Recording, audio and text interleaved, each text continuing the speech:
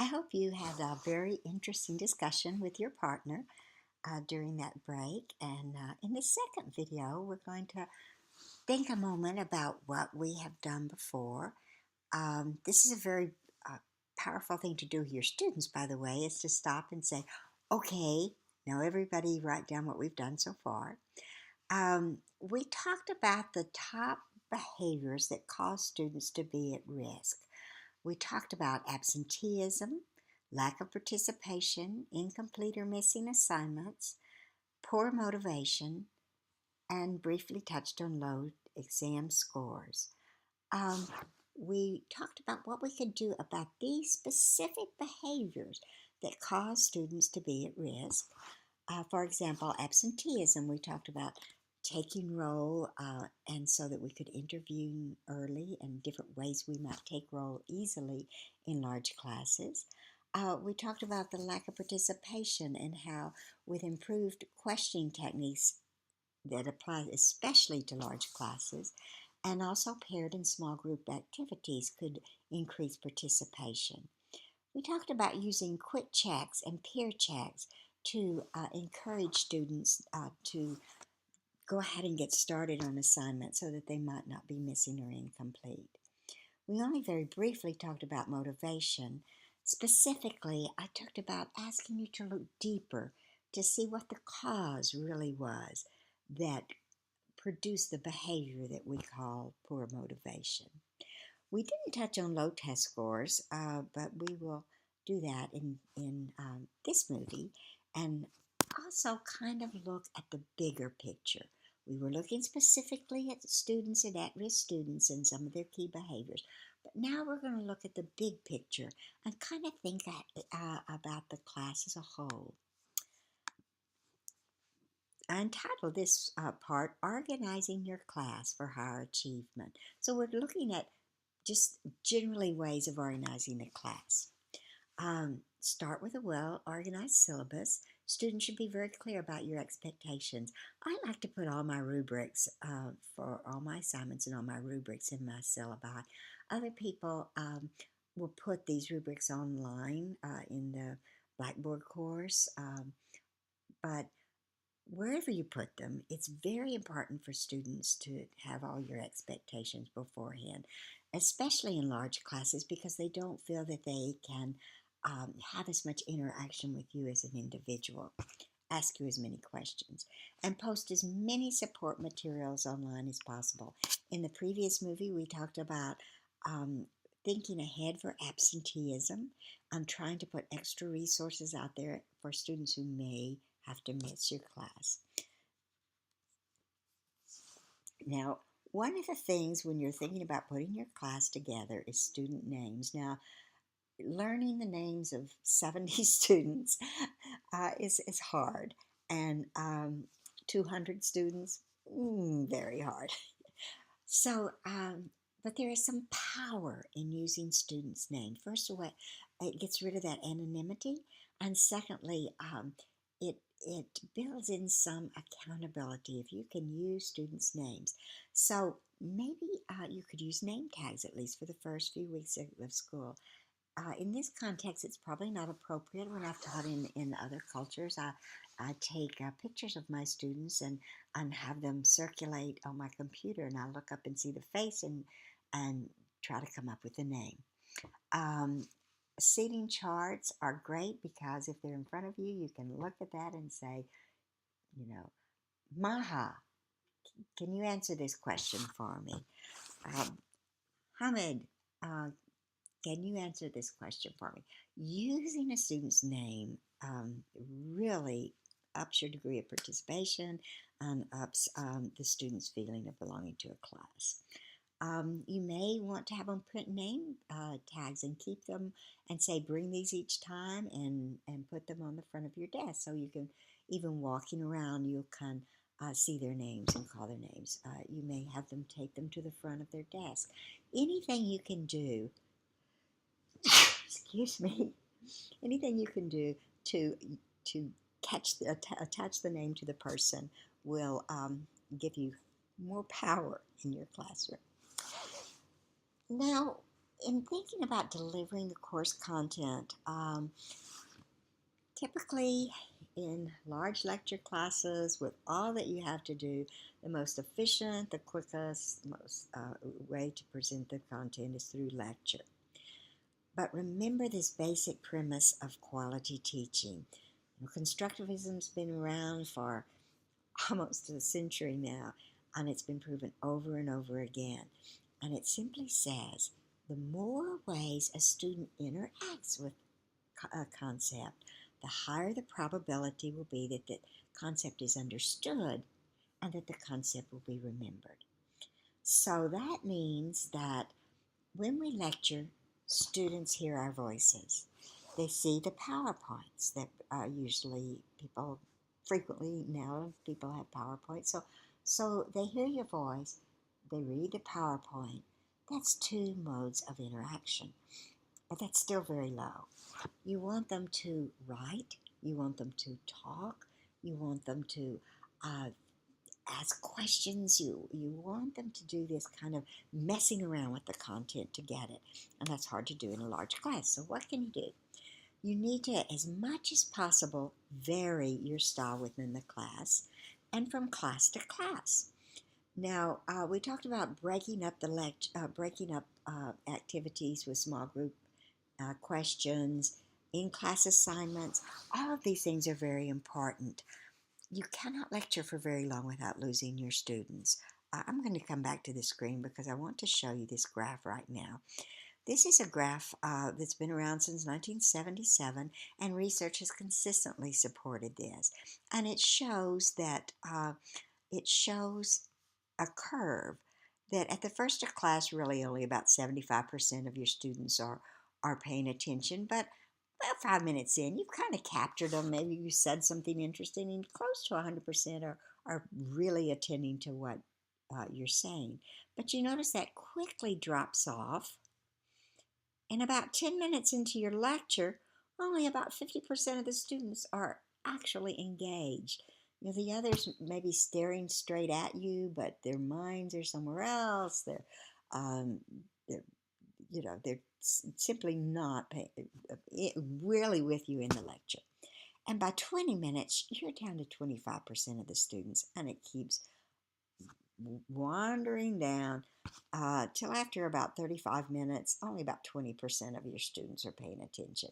Now, this peak at the end is usually where you're bringing the closure, where you're summing things up, and so they think, oh, I'm going to pay attention again. But look how much lost time and how many lost students are in here in this period. So let's think about that chart as we go back to this screen. It's very important to break up your lectures. 15 minutes max. Stop. Do something. Even if it's stopping and asking 6 or 8 questions around the room, getting students to think, oh my, she may ask me a question, and looking forward again. Mini pop quizzes. I frequently put 5 points in my class syllabus for pop quizzes, or 5 points for note checks. Not very much, but it gives you some leeway to put these things in your class. The other day I'm looking around in my graduate class and no one's taking notes. And I said, why isn't anyone taking notes? And they said, well, we have your PowerPoint. We listen to you say we have the PowerPoint. Put everything away and get out a piece of paper. We're having a pop quiz. It's very important for them to know that everything you say is not on that PowerPoint. Everything that's important is not on that PowerPoint. And so little mini pop quizzes can really pull students back in. Use as many graphics as possible. Graphic organizers, where if you don't know much about graphic organizers, the handout that I've provided for you will give you lots of examples. But for students to stop and say, okay, students, let's fill out this T-chart together. Let's brainstorm. You give me ideas, and let's fill out this T-chart or this Venn diagram or this concept map, and get their ideas in. Use models, examples, pictures, anything that's different to help them manipulate the concept will increase the comprehension for all your students, but this is especially important for at-risk students. The handout I gave you has many resources on how to make your lectures more interactive. I encourage you to go and look at these and get the ideas that fit your style and your content. But remember this chart, and if you don't stop after about 15 minutes and do something different, you're really only talking to about one student in four. Okay, quick ideas to break up your lecture. There's probably 50 or 75 in those materials I gave you, but here's some quick ones. For example, to stop and say, okay, students, in pairs, summarize what I've told you so far. And I'm going to then call on some pairs to share their answers with me. Or say, what's the most important thing I've said so far in the class? Talk to your neighbor. You have 1 minute, and then I'm going to call on people around the room to tell me what the most important thing I've said so far in this lecture. Breaks it up, pulls them in, gets them to thinking, and gets them all to participating. Have students do a graphic organizer. Stop and say, okay, we've been talking about World War I and World War II. Make a T-chart and compare the two. Or make a Venn diagram. Here's an example how to do it. Make this and turn them in at the end of class. Just stop and get them to think and manipulate the concepts in their minds. Or say something like, I want 3 good questions over what I know you have questions out there, so I want 3 good questions from the students on the back 2 rows. It's got to be from these students. Let's everybody think. I want 3 good questions from the students on the back rows. Or, I want a good question from this half of the classroom. Get them to thinking and manipulating what you have said. Okay, something you should consider, special learning needs. Students are not always diagnosed with, of course. At-risk students frequently have some special issues that cause them to have to struggle more in academic settings. For example, it's very hard for many students to look up, then look down, look up, look down, look up, look down. They lose their train of thought. They look up at the PowerPoint, they look over at you, they look down, and they get lost. And so having your PowerPoints in advance so that they can hear your voice, but they don't have to look up. They can look from the PowerPoint to their notes. I suggest always having your PowerPoint in note-taking form to encourage students to actually write notes down there. Make sure that all students, of course this is for students at risk, but it works for everybody, they understand the importance of note-taking if you're going to lecture. Note-taking is so important because they're doing the writing is one more way of processing that information. So note-taking is very important. At the first of your class, give them note-taking templates so they know what you're expecting. Give them an outline before a lecture so that they can fill in, they know what you're looking for, and they can fill in the important information in those that outline form.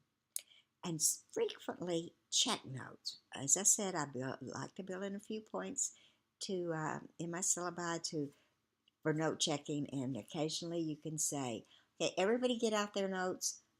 I'm just going to check these 2 rows, and you go down and see who's taking notes and who's doing, give them 1 point or 0 points, something very simple, and just go down 2 rows. And then another lecture or 2 goes by, and you check these students' notes. Do it randomly so that everybody's taking notes, but encourage them to do this. Okay, let's talk just a minute about exams. This works. Students at risk especially need this, but of course it works for everybody. Whenever possible, have more exams but shorter. This helps students with test anxiety. It helps students with all kinds of learning challenges. Instead of having a midterm and a final that are worth together 70% of the course, have 4 exams. If there's no more grading because they're shorter, and use a technology to help you do a lot of this online. And also, if that gives the students feedback early, how are they doing? so that they know how to be successful. If you wait till midterm and then give them feedback and say you're not doing well, it's usually too late to catch up. Also, if you have several exams, there's the opportunity to drop one. This takes so much stress off students. Make all the exams available. Your students looking, don't give them the answers, just give them the tests. So that they can go online and look at these. It makes excellent study organization for them and helps them organize their thoughts. Whenever possible on tests, give choices. For example, multiple choice or essay, answer one of 3 essay questions. If students see just a couple of places where they have choices, it will decrease their stress and increase their success. And again, this is no more work for you. If because everybody has to take an exam anyway. We talked about that you have very little time. Use technology as much as possible. For example, use online reviews so that students can do that on their own time. Use class discussion boards where students can ask questions of each other and get peer answers. If students are having trouble, set up virtual study groups so that they can talk. There's only 6 or 8 students in a group, and encourage them to talk to each other online and answer each other's questions. And students who would be afraid to bring something in front of the whole class or to seek out somebody in this whole class might, in a virtual protected environment with selected individuals, really open up and ask for the help they need. This We've kind of given you lots of shotgun ideas, but I hope some of the resources I've given you will help you go further. In summary, have procedures in place to know who is demonstrating at-risk behaviors early. Practice early intervention. Provide multiple means of support. And the last thing, your attitude towards these struggling students is the best support. And the fact that you're here and taking this workshop shows that your attitude is already just excellent. And I know you will do a good job supporting these students at risk. Thank you.